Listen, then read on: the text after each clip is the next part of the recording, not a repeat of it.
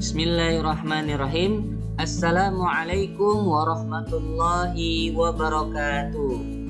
Alhamdulillahirabbil alamin. Segala puja dan puji syukur kita panjatkan kehadirat Allah Subhanahu wa taala. Hari ini kita berjumpa kembali dalam pelajaran PAI dan BTQ kelas 3 SDMI Sederajat.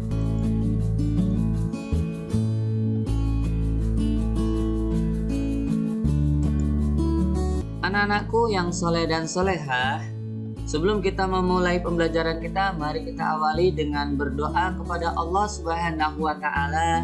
Mudah-mudahan apa yang kita pelajari bisa dipahami dan kita semua termasuk golongan anak-anak yang soleh dan solehah.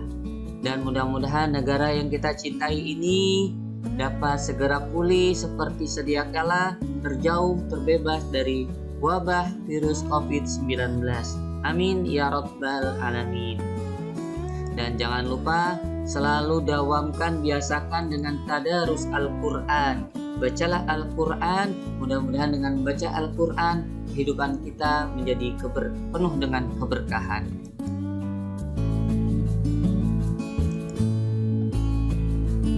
Anak-anakku yang soleh dan solehah, materi yang akan kita pelajari hari ini yaitu tentang pelajaran tajwid bagian pertama. Kita akan mengulas kembali tentang tajwid bagian pertama yang nantinya akan ada bagian kedua dan selanjutnya. Untuk itu, mudah-mudahan di tajwid yang bagian pertama ini bisa dipahami dan bisa dimengerti.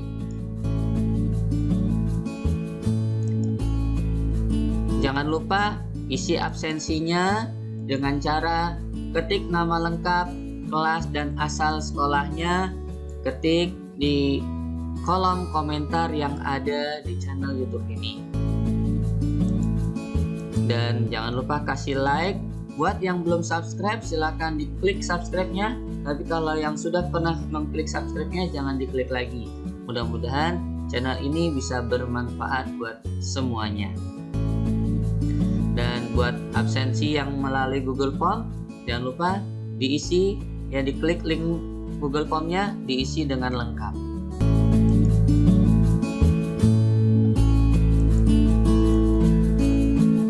Allah Subhanahu wa taala memerintahkan kita agar kita selalu membaca Al-Quran dengan tartil, sebagaimana dijelaskan di dalam Al-Quran surat Al-Muzammil, warattilil Qur'ana tartilan. Dan bacalah Al-Quran itu dengan tartil. Apa itu tartil? Tartil menurut arti kata adalah perlahan-lahan. Jadi baca Al-Quran jangan terburu-buru. Baca Al-Quran dengan pelan-pelan. Dalam tafsir Ibnu Katsir, tartil artinya membaca sesuai dengan hukum tajwidnya. Cara membaca Al-Quran dengan tartil yakni sebagai berikut. Setiap huruf harus diucapkan dengan makhraj. Makhraj itu artinya tempat keluarnya huruf. Jadi membacanya harus diucapkan dengan sesuai makhrajnya yang benar. Sehingga huruf to tidak dibaca ta, huruf do tidak dibaca zo, dan lain sebagainya.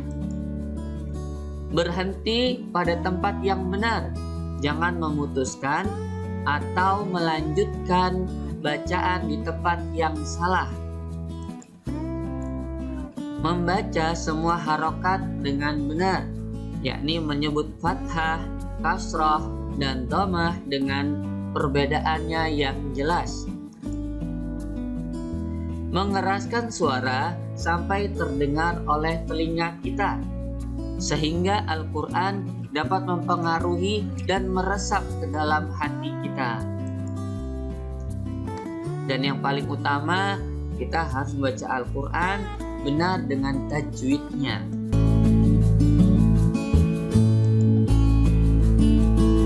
Kita akan mengulas kembali tentang tajwid yang pernah kita pelajari di semester 1, yaitu tentang hukum, nun mati, dan tanwin.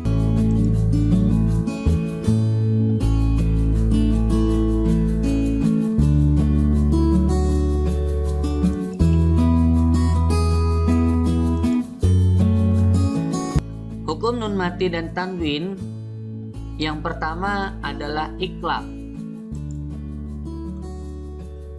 dengan simbol bu. Apabila ada nun mati atau tanwin bertemu dengan huruf ba, itu disebut iqlab. Bacaan nun mati atau tanwin berubah menjadi bunyi mim. Jadi apabila ada nun mati atau tanwin bertemu dengan huruf ba, maka bacanya berubah menjadi mim. Contoh, nun mati bertemu ba, pada kalimat ini dibaca layum badanna. Jadi bukan layun tapi layum, berubah jadi mim. Layum badanna.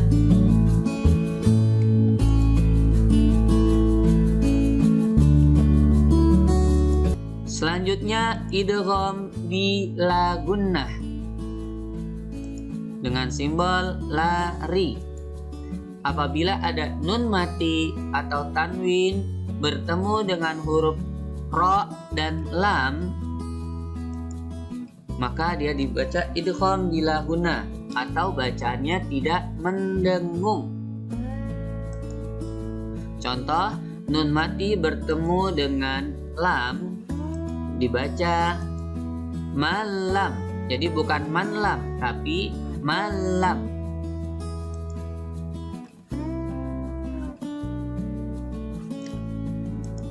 Selanjutnya idgham bi gunnah dengan simbol yanamu. Apabila ada nun mati atau tanwin bertemu dengan huruf mim, nun, waw, dan ya, maka disebut idgham bi gunnah. Cara membacanya dengan cara mendengung. Contoh, kasratain bertemu dengan mim. Nah, tanda kasratain ini termasuk salah satu dari huruf dari tanda tanwin, ya. Nah, apabila ada tanwin bertemu dengan mim atau kasratain ini bertemu dengan mim, dibaca fi amadim mumaddadah. Jadi didengungkan fi amadim mumaddadah.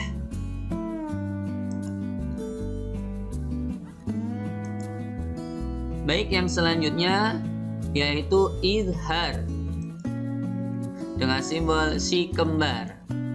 Apabila ada nun mati atau tanwin bertemu dengan huruf si kembar atau huruf alif, ain, kha, ghain, ha, ha, maka disebut dengan izhar. Cara membacanya harus jelas. Contoh, nun mati bertemu dengan ha dibaca min hum. Sekali lagi, min hum.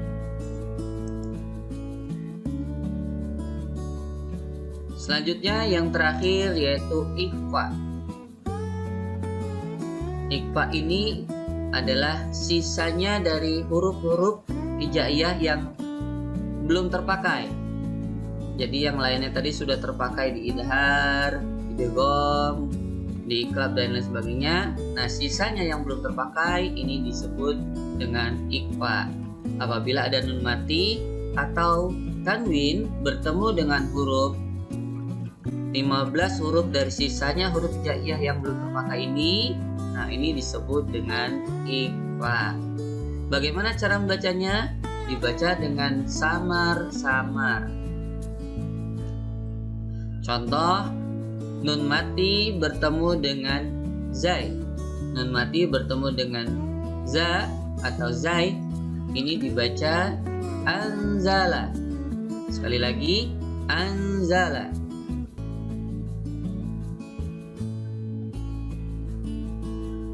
Nah, anak-anakku yang soleh dan soleha, mudah-mudahan pembelajaran tajwid bagian pertama ini bisa dipahami sehingga dapat membaca Al-Quran dengan baik dan benar dan dapat mengerjakan tugas-tugas BTQ dengan sempurna. Untuk itu, kegiatan pada hari ini silakan Ananda sebutkan hukum nun mati atau tanwin yang ada dalam kata-kata di samping berikut ini. Nomor 1 sampai 5, silakan Ananda sebutkan hukumnya apa. Lalu Ananda kerjakan jawabannya di link Google Form yang ada pada deskripsi di bawah ini atau di WA grupnya masing-masing. Alhamdulillah, pembelajaran kita sudah selesai. Mudah-mudahan semua dapat dipahami sehingga pelajaran ini dapat keberkahan. Dan tetap belajar di rumah. Jangan lupa selalu saksikan pelajaran-pelajaran yang ada di channel YouTube ini. Dan semoga semua dalam kondisi sehat walafiat. Demikian, subhanakallahumma wa bihamdika asyhadu an la ilaha illa anta astaghfiruka wa atubu ilaik.